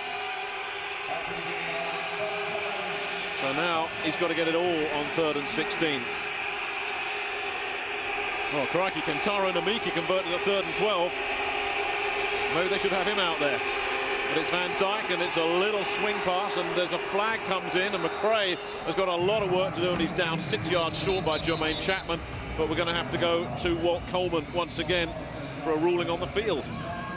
Cologne all day has shot themselves in the foot and had these kind of drive killers. And that pushes it even further back if they weren't going to make the first down anyway. But Cologne has really made too many mistakes today to give themselves a fighting chance. You have to think that Scotland is going to... 79, offense, 10-yard penalty, still third down. Tony Pashos, the right tackle from the Ravens. All 6'6" and 350 pounds of him. They didn't have 6'6", 350-pound tackles when you were playing, which is not that long ago, is it? I mean, that's a tough guy to see around. Yeah. You know, not many quarterbacks are 6'7", so you're not going to see over him. And as wide as he is, you're not going to see around him. We interviewed him yesterday, and he can fill out a hotel chair like nobody else. I'm glad I wasn't sat next to him on the plane, I'll tell you that. I might have been out the window. Third down and forever. Only rushing 3. Van Dyke with a throw it up and hope for the best. And that's hanging there and almost picked off. Like Khalil Carter and Alfonso Roundtree were dueling each other for that one. Incomplete. That sends out Steve Cheek and the punting unit for Cologne, and that could be trouble. Well, they tip one and they blocked another. So I don't suppose Steve Cheek is in the best of tempers at the moment. Last week, Scotland had some issues keeping the Berlin Gunners off of the return man. Today they've doubled them up. You see here on both sides they got double press. They're going to try to protect Roundtree. Oh, they go for the fake. And are they going to get it? Because only Roundtree can stop them, and I think they've got it. What a pickup. Roundtree gets the tackle, but too late. Jerton Evans just reacted so quickly. First down, Cologne. Great call. And with the two losing teams, these are the type of plays that you should expect. Cologne here in an area of the field where you would not expect a fake. And look at that. Nothing but open room for Jerton Evans. Well, now, Alfonso Roundtree does a pretty good job of saving a touchdown because it was just him back there. Well, it's never boring when Cologne's punting unit's on the field, that's for sure.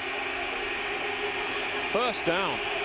Peter Vast gambled, rolled the dice, and won. Now, can Van Dyke make them pay? The Claymores for letting that one slip through. Not on that play. It's incomplete. Ryan Myers was there to break it up. They were looking for Jeremy Allen, and that'll bring up second down. Talking to Dan Daniel, the defensive coordinator for Scotland yesterday, he said they were going to probably play a little bit more man coverage today, but really we've seen them drop into coverage. They played a 2-deep zone that time, very soft. They tried to react up, make the quarterback throw short, and they reacted up nicely that time. Second down and a bit more movement at the line. I think they've got him again, you know. Flags everywhere. It might have been Cedric Scott, big number 95, who definitely leaned that substantial body of his forward, and they might just have caught him in the neutral zone. And when you're 6'5" and 270 something, That's difficult for the officials to overlook. It's been 4 or 5 plays since we had an offside by Scotland. I think Cedric just thought it was time. 5-yard penalty, still second down. What is that, 6 offsides now? To their credit, they are consistent today. I'm sure Jack McNell's not real happy about that, but they are getting some pressure on the quarterback. Second down and 5. And still they load up that right side with 3 receivers.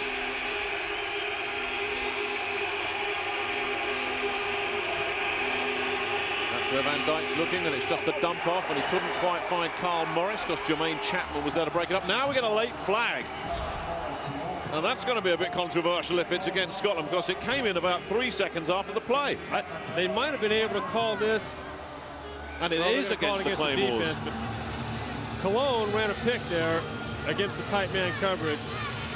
Pass interference, 27. Defense, automatic, first down. Well, it goes against the Claymores. You're going to see a pick. You're going to see the 2 offensive receivers inside cross. And Jermaine Chapman's right here. And if you ask me, that's just a good defensive play by a corner. He jammed him at the line of scrimmage, let him go, and then knocked the ball away. So it's a first down, and here comes Jeremy Allen, who runs into James Lewis and then keeps on running. And that's going to bring up second and short, and Cologne riding their luck a little bit, riding a wave of yellow flags and a very audacious fake punt. And they're moving into Scotland territory here. We've got ourselves a ball game, Nick, and these 2 teams here certainly, and the coaching staff, have not quit. They have not quit trying to make a play and win this football game. Peter Voss has his team rolling a little bit. Here's Allen again. Allen's rolling. He's not had much of a workout this year either. Pedersen and Lewis there, but not until Allen has moved the chains. I've never seen a dull Week 10 game, you know. It's really strange, Eric. I've done meaningless games, but players always love to play. Jeremy Allen's going to find himself a nice hole running behind Passos here. He gets enough movement on the line, and then Jeremy Allen carries the pile forward for another 2 or 3 yards. Good hard run there by Jeremy Allen. There's 4 wide receivers in for Cologne, including Marco Martos, top of the screen. First down at Scotland's 18. Down by 6, 8:42 left. Van Dijk is chopped down from behind. Another sack for the Scottish Claymores. Nick Eason may have been the first man there. This is a little bit of a coverage sack. The receiver falls down, Carl Morris down at the bottom, but you're going to see the defensive lineman here, Nick Eason, just keep on coming. They keep bringing the blitz off the edge, and Gerald Dixon doesn't get to the quarterback, but he eats up a blocker, and that's just enough to get one of these defensive linemen enough space to get to the quarterback.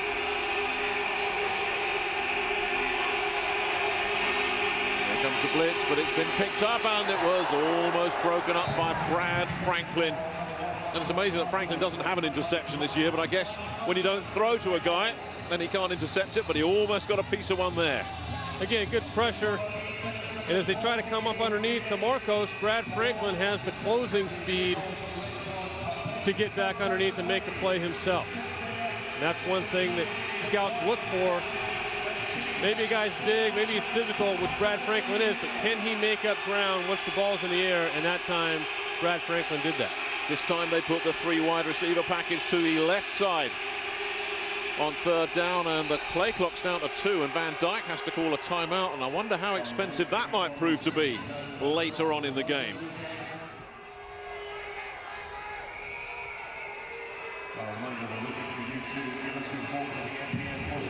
.7:48 left in the season here in Glasgow. Cologne with a big third down. What are they going to call? Well, let's find out from the man of the moment. Who is H? Who's H? Wide or split? Wide or split? Because they're probably going to be there. They're going to slide it to the outside. In fact, do this. Run a comeback. Have him run a comeback. He's telling Carl Morris there to widen his split a little bit so they can isolate him with a little more room, and the outside guy is going to run a comeback. Paul Morris has really stepped up his game these last few weeks. He's got a 3rd and 13 here. They're going to try to get him a little room to make a move. 7:48 left in the ball game. Allen is alone in the backfield. Morris barely a factor in the game thus far, but this a big 3rd down. Van Dijk's looking, and he's got a touchdown. Reggie Newhouse. And we're tied again with the extra point to come. What a fantastic throw on 3rd and 13 in the red zone. That's an area of the field that is very tough to complete that down and distance. You had a great route by Newsome and an even better throw under pressure by Alex Van Dyke, or Ryan Van Dyke. They brought the blitz up the middle, and he stood strong in the pocket and delivered a strike. This to give the visiting Cologne Centurions the lead. Ola Kimrin, the Swede, converts it. And look at that. Ryan Van Dyke has put the Centurions back in front with a beautifully executed touchdown pass to Reggie Newhouse. It's 21-20. Scotland is locked up in man coverage here. Morris is going to run that out, and Newhouse is going to run the post. Van Dyke drops back to pass, and he gets a nice throw and a nice catch against Brad Franklin, and that is exactly the same play they ran the first time these two teams met and converted for a touchdown. With 7:43 left, this one now hanging on a knife edge. Shore Eyes with the kick. Herb Haygood's got it. The most dangerous returner in NFL Europe, but they've done their homework on Haygood, haven't they? My goodness me, that was a terrific stop from Marcus Reese. Well, they had some flags helping them with their Cologne. They also really had a gutsy play on that 4th down when the fake punt fooled Scotland. But nevertheless, they converted, and now it's up to Jack Bicknell and his Scottish Claymores to see if they can hit back. Big plays in special teams today have really been the catalyst for both sides. And as you said, that last drive was due in large part to the fake punt by Cologne. But still plenty of time left in this ball game. We've got half the 4th quarter left. Arth is still in at quarterback, and Ian Smart's thinking about throwing the football and looking for Scott Cooper, and that's the throw that you saw in practice this week, and that's why they're not using it. Not a confident throw there by Ian Smart at all, and he got out on the edge. Didn't really look comfortable getting the ball into his hands. Though they designed this play to throw it to Scott Cooper, it was overthrown. He gets a nice protection. Just a little too high. Hey, live to play another play, right, Nick? Exactly. 2nd down. Play action. Arth looking around and putting it up for Herb Haygood, and that's incomplete as well. They're looking for a flag, some of these fans, but they're not getting one. Marcus Floyd was there step for step, and that's 3rd down and 10. Again, they're nice coverage here by Cologne, and you're going to see Tom Arth take advantage of some good pass protection. As he starts to run out of time, he moves up and just lets it go, and just a little bit off stride to Haygood. Threw a little bit too far outside. Now they've got a 3rd and 10.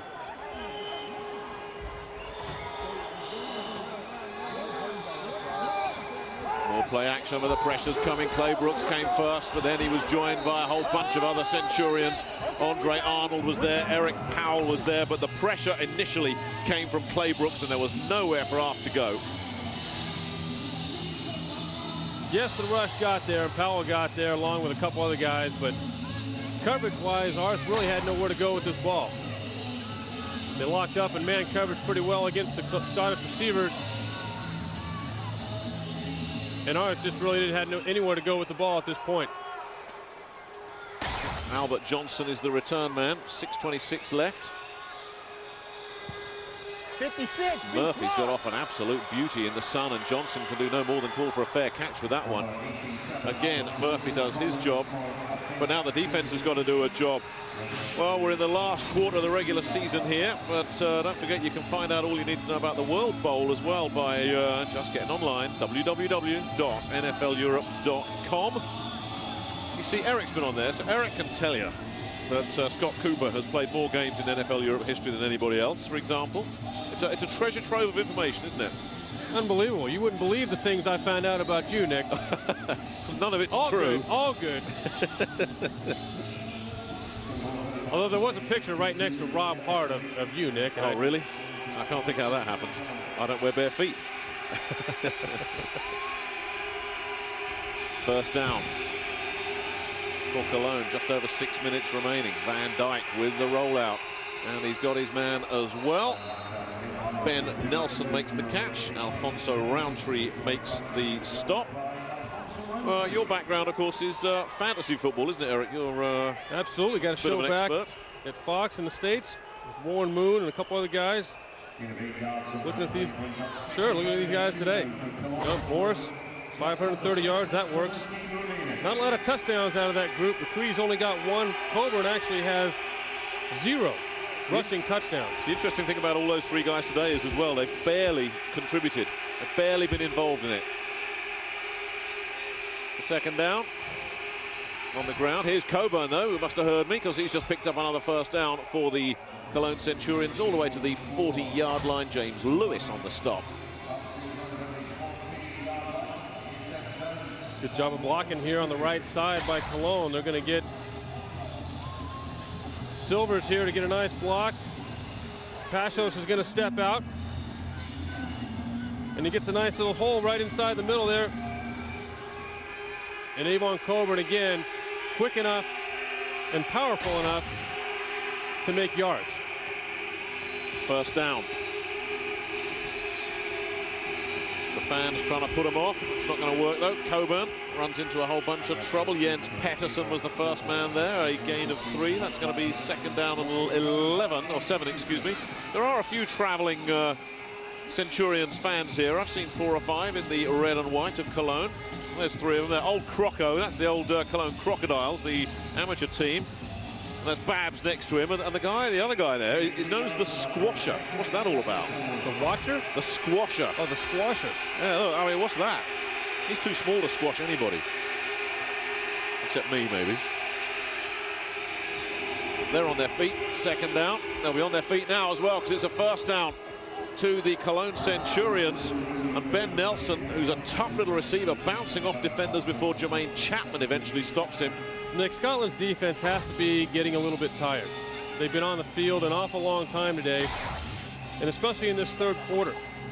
And you're going to see here that Gerald Dixon at 5'8", 185 pounds can't quite get off the tackle and make the tackle, or can't go off the block and make the tackle, and Ben Nelson gets a nice 15 or so yard gain out of it. Well, we're down to just over 4 minutes remaining here as well.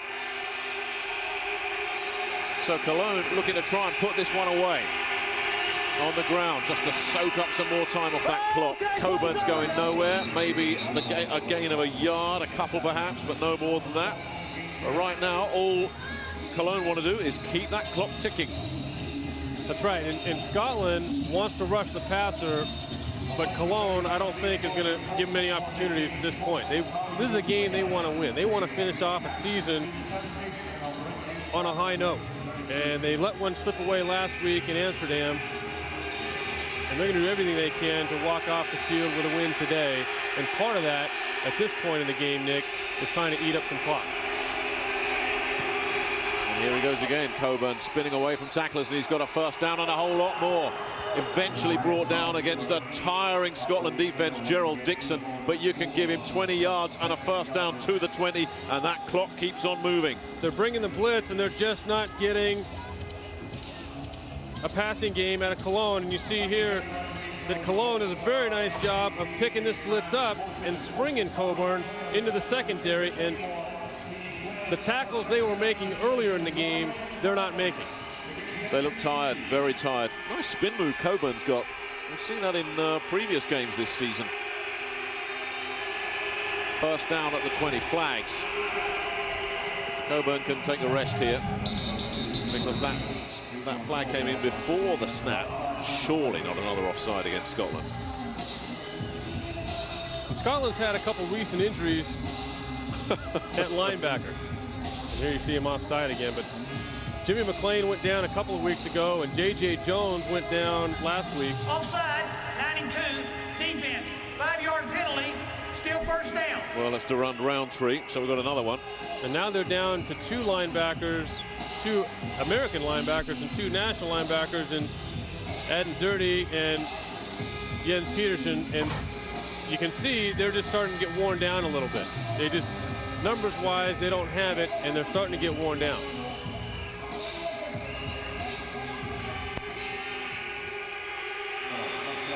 First down on the 15. 13 more minutes Cologne has had the ball today, and it's starting to show.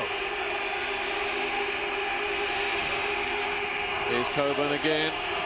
And a great stiff arm there on Franklin. First down, and he stayed in bounds. The clock continues to run. We're getting close to the 2-minute warning. And this is what you got to love about Avon Coburn, is that in week 10 of the season, he's still running as hard as he was in week 1. And he came over here with the mission to prove that he can play and play a number of different things. I mean, he's done it all. He's rushed the ball. He's caught over 200 yards receiving. He's the leader in this league in all-purpose yards. That includes return yards. And he plays all special teams. And if you look at this depth chart for the Lions, you know, you got the first-round draft choice in Jones.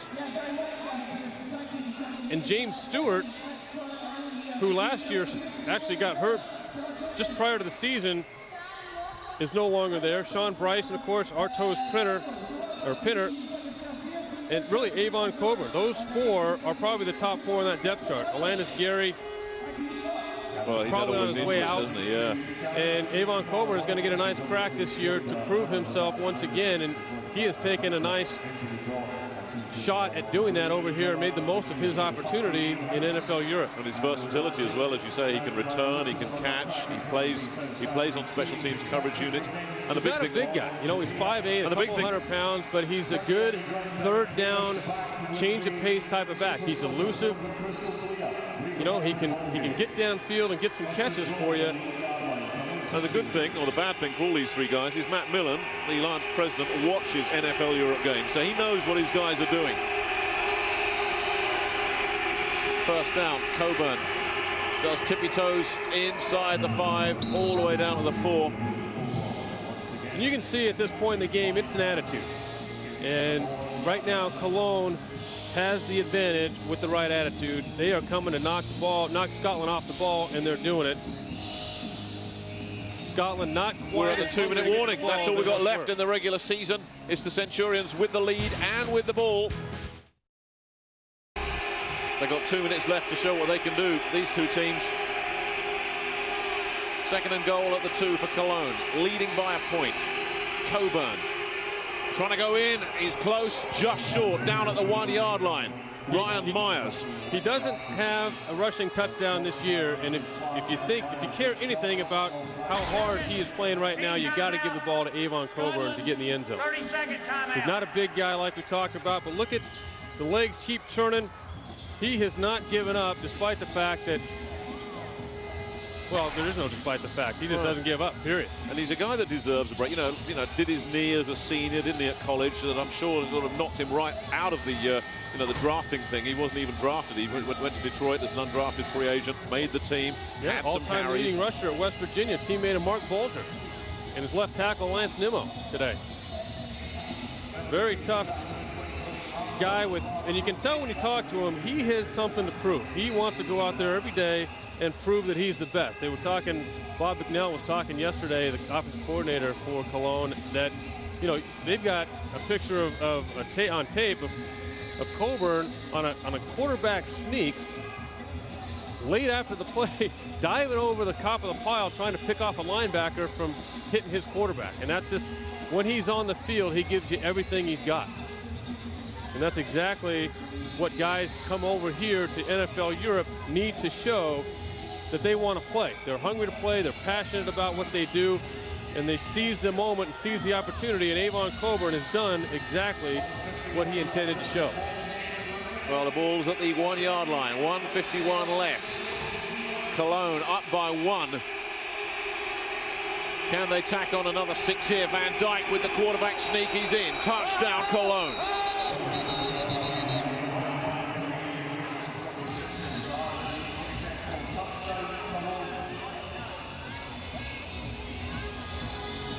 Well, Van Dijk just sealed it right there.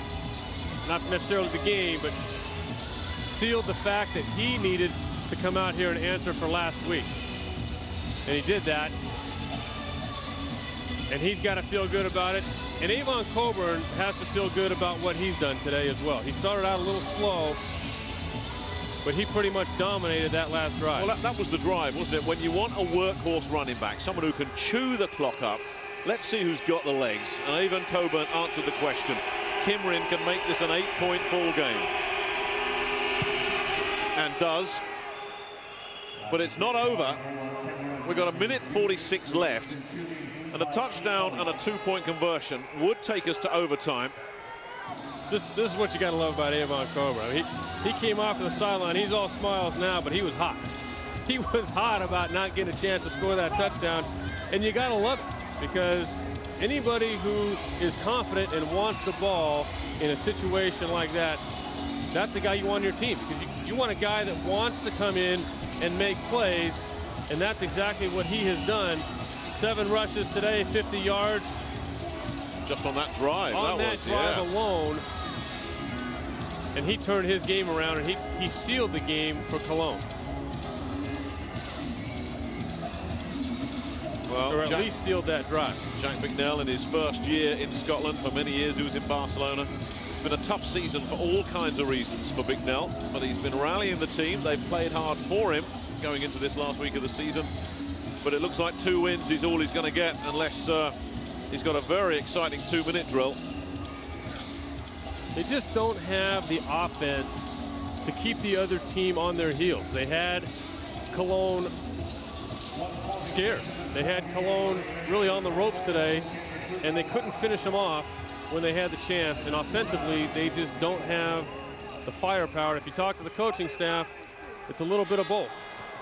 A little bit of the scheme, a little bit of the players. There's the squib kick, which Durand Roundtree will fall on. 1:42. Is there a late twist here? Tom Arth will be hoping that there is. So will these fans who have stayed loyal and faithful. It's a very, very knowledgeable and enthusiastic fan base here in Scotland. As I say, they've built it over 10 years. And it will be such a shame if someone just decides somewhere to tear it down without having any great plan in place for a replacement. So anyway, here's Arth with 1:42 left. McCready doesn't have a catch today. We see him. I guess he's got 1. Very un-McCready-like numbers. Arth rolling and looking. Now he's running for his life. Now he's got a man. All the way to midfield goes Bellamy. First down for Scotland. Steve Smith on the stop. All right, they're not dead yet. Get to the line and get a play called.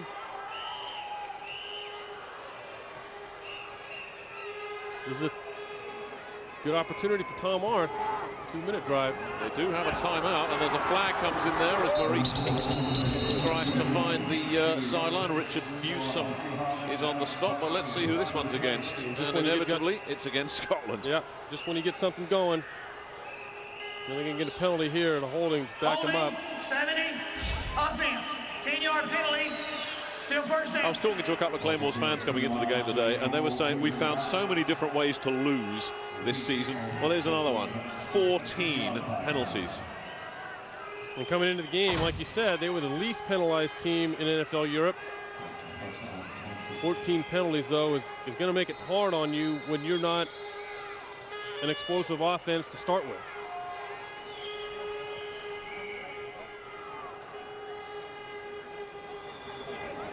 Play action from Arth.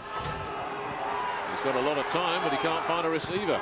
Now he's got someone on the sideline, Haygood, and they're ruling him out of bounds. That's going to be 2nd down and 20. In my opinion, this offense is just too vanilla for players to make plays.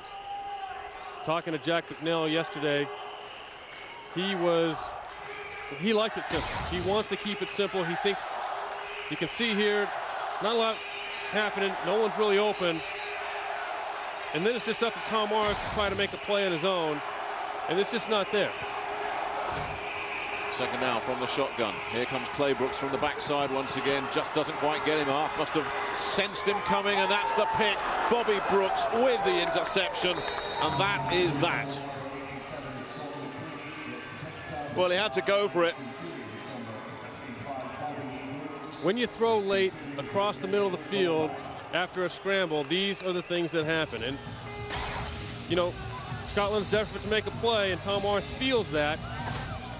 But this is just a play that can't be made. When you start running to the side and then want to throw back across the field, Bobby Brooks does a nice job of just reading the quarterback's eyes, and they're going to take him to the football. And that was it. There was no further scoring in the game as neither offense came close. Well, Scott, I can't believe it. Is this really it? This is really it's actually quite ironic, Nick, 'cause I think I've retired in front of you twice before. Once from my amateur British career, and certainly once for the Claymores. I'm actually getting quite good at it, but I know in my heart this one's the final hurrah.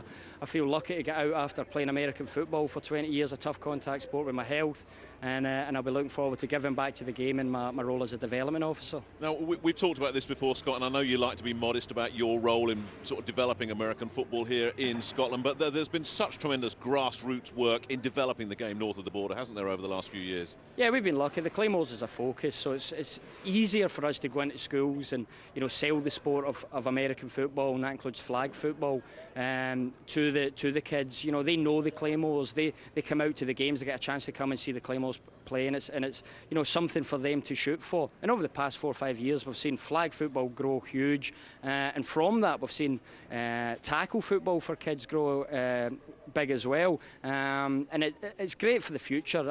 I know that there's a bunch of kids out there playing who legitimately could probably look to try and go over to the American environment, high school, college, etc. And that's what we're looking for. Give these kids life opportunities and a chance to play a sport. Well, Scott, there's some symmetry here, isn't it? The very first year you played for the Claymores, it was 2-8, and it's finished 2-8, and this has just been such a frustrating season for so many reasons. Again, when I look back in this year, it's going to be tough, accepting the fact that when we lost, we didn't lose by much. We were close, we were always there or thereabouts, and like you said, you know, I started off 2-8, I finished 2-8. Back then in '95, you know, I was just happy. I was probably still staring around at the stadiums more than I was at the game. Couldn't believe that was there, but yeah, now being a big part of the team for so long is tough. It is frustrating for everyone. It was a great bunch of guys this year. It just sometimes didn't click in offence, and probably that's what hurt us the most. Thanks for the memory, Scott. Nah, no problem, mate. So the Claymores fall again. A very disappointing season finishes with another loss, and bar the excellent performance of Scott McCreadie in the defence, Jack McNeil's first year in charge of the Silver and Blue is something of a disappointment. In the two other games, Frankfurt will travel to Berlin to take on the Thunder in a World Bowl rehearsal, and the Rhine Fire are in Amsterdam to take on the Admirals.